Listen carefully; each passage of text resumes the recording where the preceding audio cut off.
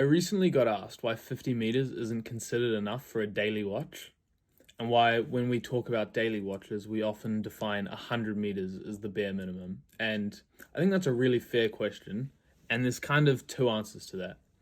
The first one is that when a watch is defined as having 50 meters of water resistance, that means that it's been tested in a very controlled environment to withstand the pressure that occurs when you're 50 meters deep. What that doesn't account for is, say, if you're doing water sports, even at surface level, or if you're swimming with the watch on. There's a lot of different pressures acting on the watch that aren't accounted for in that rating, in that measurement. And so you can look at a 50 meter water resistance rating and think, oh yeah, I can swim 50 meters deep. But generally speaking, that won't be the case. 50 meters of water resistance is kind of widely accepted as being safe to wash your hands with or wear when it's raining, but anything further, showering is potentially very bad, and anything further, swimming, potentially catastrophic for the watch. And so whilst it says 50 meters, what it really means is you can wear it in day-to-day life, but nothing further. And secondly, is kind of the more psychological reason.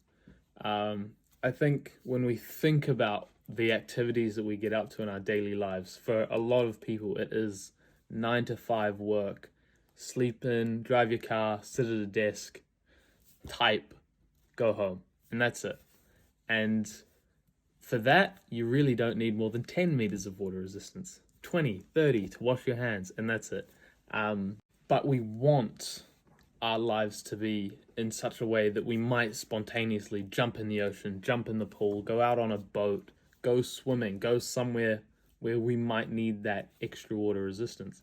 And while almost all of us know that on a day-to-day basis that's not going to happen, we can't help but feel as though by buying a watch that we're going to call our daily watch and then wear as a daily watch, if it isn't capable of meeting those requirements, then how will our lives ever reflect that?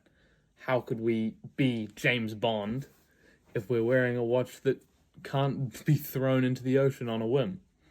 And I think that's both a little bit sad because it means that we're missing out on some really cool pieces to wear as dailies, but also quite beautiful that even if it's subconscious, we all kind of want to live that amazing, cool life. Thanks for watching.